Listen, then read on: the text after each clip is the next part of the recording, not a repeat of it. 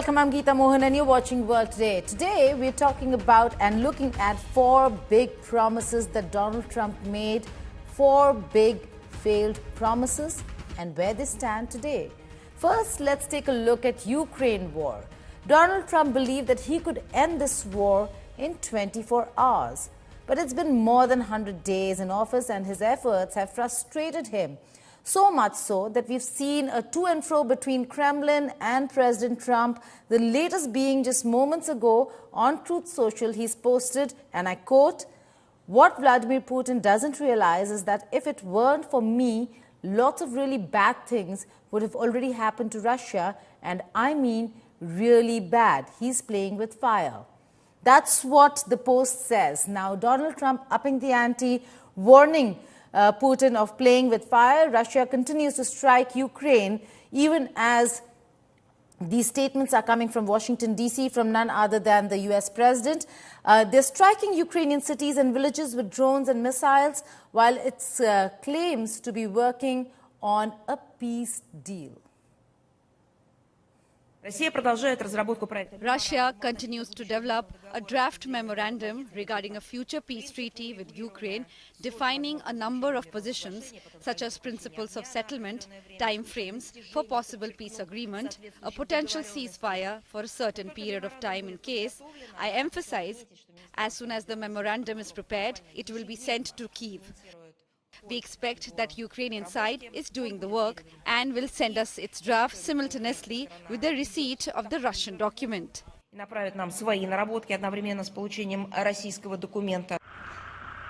Tuesday morning, Russian drones and aerial bombs hit the city of Sumy in Ukraine.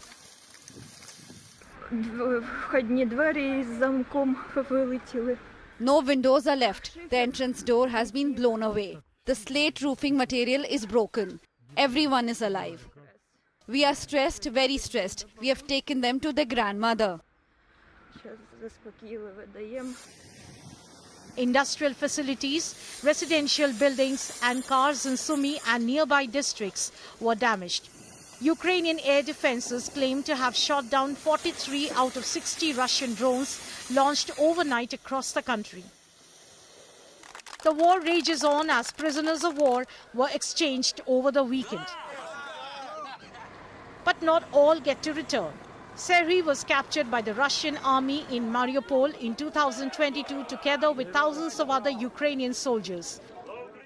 In August 2022, his family received a letter from Serhiy. They also found this video published on Russian social media. Contrary to what he wrote in his letter, he visibly wasn't doing well. And that was the last time he was seen alive.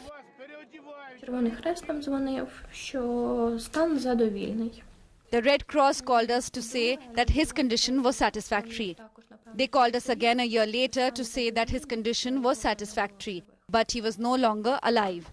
The Red Cross called us in August and he died in May. But when the Red Cross called us for a second time, they said his condition is satisfactory.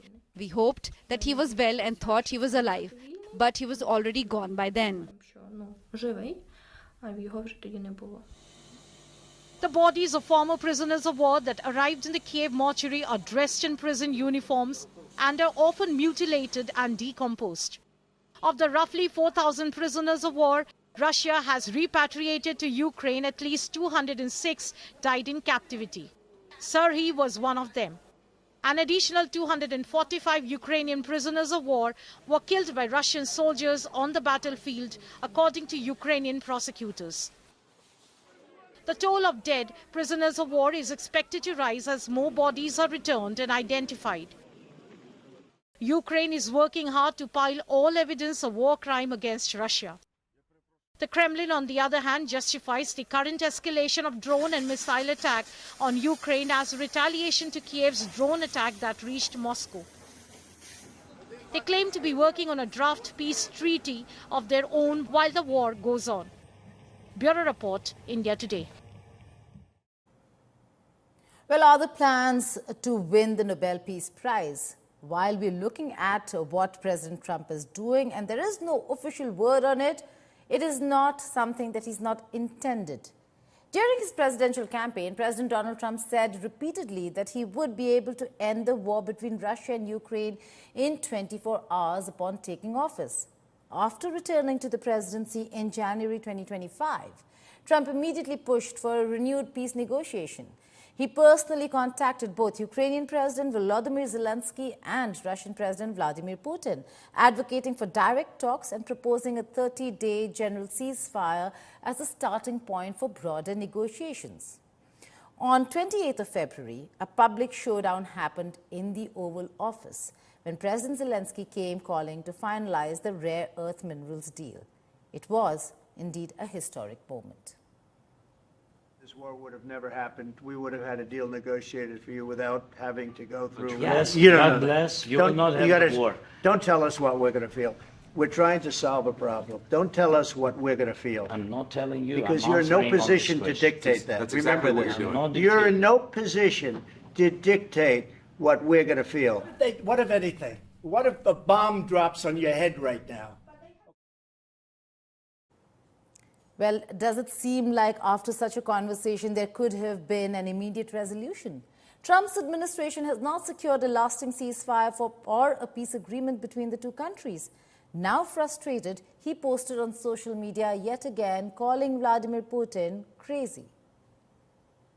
Yeah, I'll give you an update. I'm not happy with what Putin's doing. He's killing a lot of people, and I don't know what the hell happened to Putin. I've known him a long time, always gotten along with him. But he's sending rockets into cities and killing people, and I don't like it at all, okay? We're in the middle of talking, and he's shooting rockets into Kiev and other cities. I don't like it at all. Президент Трамп, он человек, US President Donald Trump is a person who wants a result, and when he sees that, his efforts to promote the settlement as they agreed with Russian President Vladimir Putin, including the meeting in Istanbul, including the accord to exchange memorandums between Russia and Ukraine, which will contain not just baseless demands as smokescreen for continuation of aggressive anti-Russian policy, but the specific components for solution of the issue aimed at elimination of the root causes. антироссийской политики, а конкретные компоненты. Now that was failed attempt 1. Let's talk about the second failed attempt, and which continues to be a complete failure. Unhappy with the way Israel-Hamas war is unfolding, the allies are leaving him. It was UK, France, Canada. Now, Germany's foreign minister has threatened unspecified measures against Israel on Tuesday. Germany, along with the United States, had long remained in support of Israel's conduct since the 7th of October 2023 attacks by Hamas, even when Israel became increasingly isolated internationally. But as ceasefire or peace talks seem a distant dream, allies, one by one, are turning their back, not just on Israel, but also on the Trump administration. Blockade and incessant strike by Israel has pushed Gaza to a desperate situation where it is now on the verge of starvation. 170 trucks with food, medicine and medical supplies crossed into Gaza Strip from the Kerem Shalom border on Monday. These were from the UN and other aid agencies, but the demand is 608 trucks daily to fight hunger and starvation in Gaza. In the absence of enough aid and months of blockade, most Gazans now search through trash bags, desperately scavenging for scraps of food to feed themselves and their families.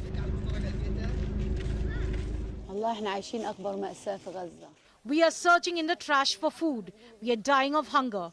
We don't have bread or food or eat from the trash. If we don't eat, we'll die. Nobody cares about us. What can I do? The Gaza Humanitarian Foundation, backed by the US, is slated by Israel to take over aid distribution in Gaza.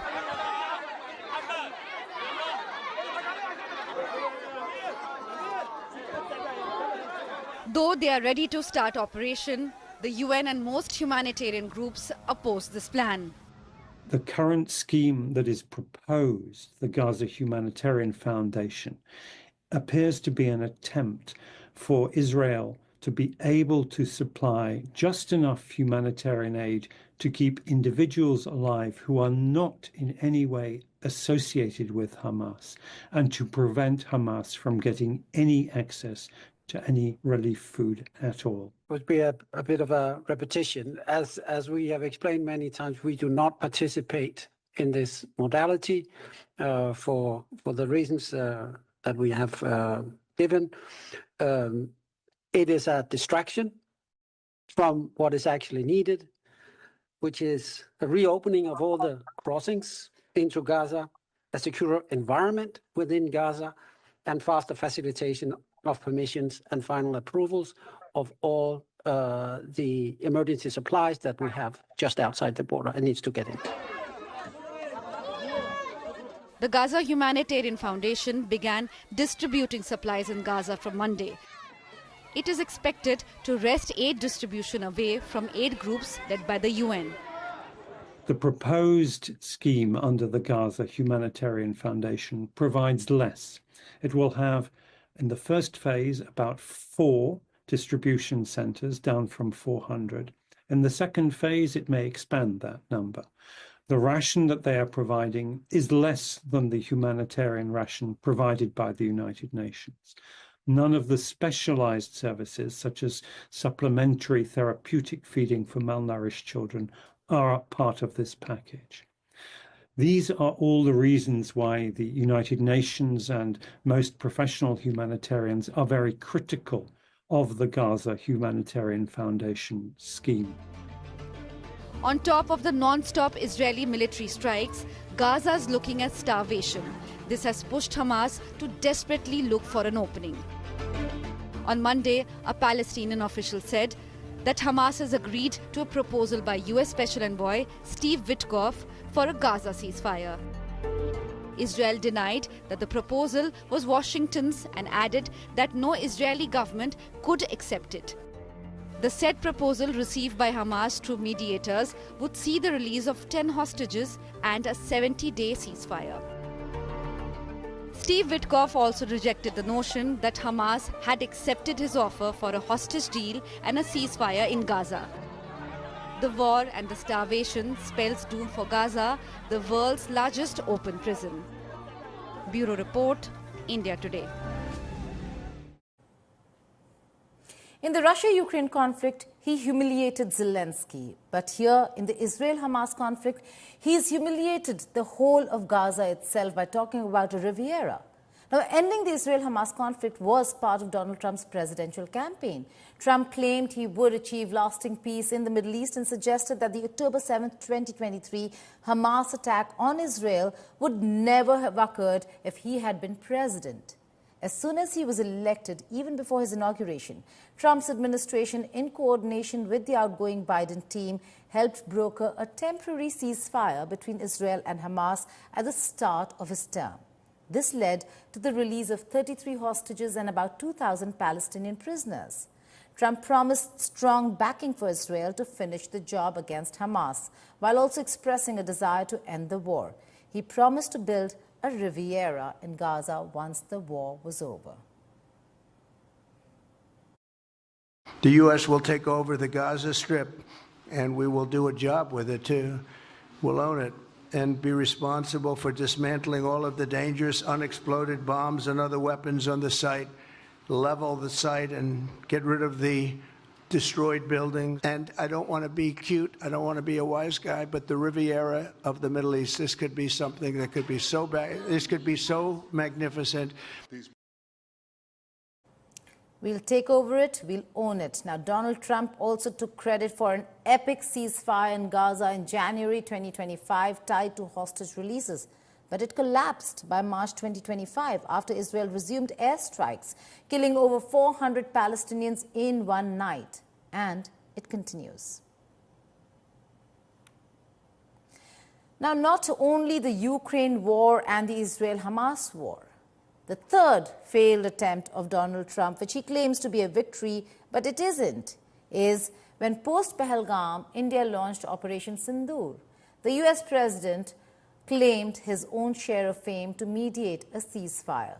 Within hours of the first strike of Operation Sindhu, the US president put his hat in the ring by saying he wants both the neighboring countries to stop the war.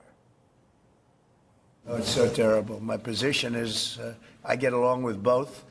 I know both very well, and I want to see them work it out. I want to see them stop.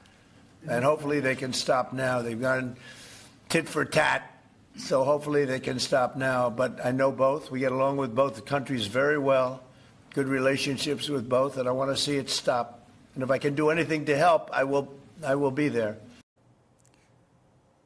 On the 10th of May, the US president was the first to reveal that there was a possible ceasefire between India and Pakistan, and he claimed it on Truth Social. He said, or he posted, and I quote, "After a long night of talks mediated by the United States of America, I'm pleased to announce that India and Pakistan have agreed to a full and immediate ceasefire. Congratulations to both countries on using common sense and great intelligence." His ability to jump in and claim credit for the conflict was welcomed by Pakistan on the one hand, but not India.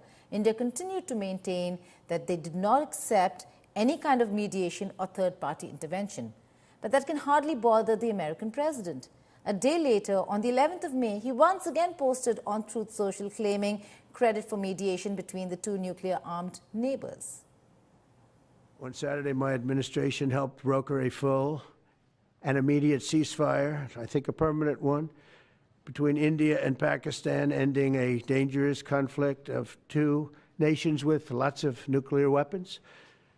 And they were going at it hot and heavy, and it was seemingly not going to stop.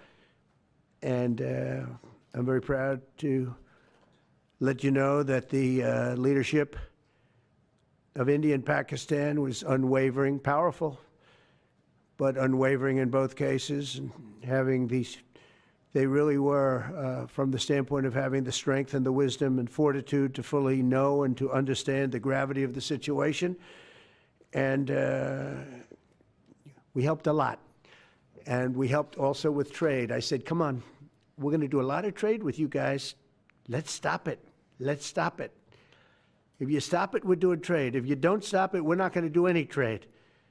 People have never really used trade the way I used it, that I can tell you. And all of a sudden they said, I think we're going to stop. And they have. And they did it for a lot of reasons, but trade is a big one. We're going to do a lot of trade with Pakistan. We're going to do a lot of trade with India. We're negotiating with India right now. We're going to be soon negotiating with Pakistan. And we stopped the nuclear conflict. I think it could have been a bad nuclear war. Millions of people could have been killed, so I'm very proud of that. And the fourth and final failed attempt by Donald Trump. We've been looking at his threats, weaponizing of trade. Let's take a look at the war that US President Donald Trump has declared on the world when it comes to tariffs. Trump escalated his tariff promises in his presidential election campaigns all through 2024, pledging even larger tariffs than in his first term, including 60% on China, 100% on Mexico, and 20% on all other countries.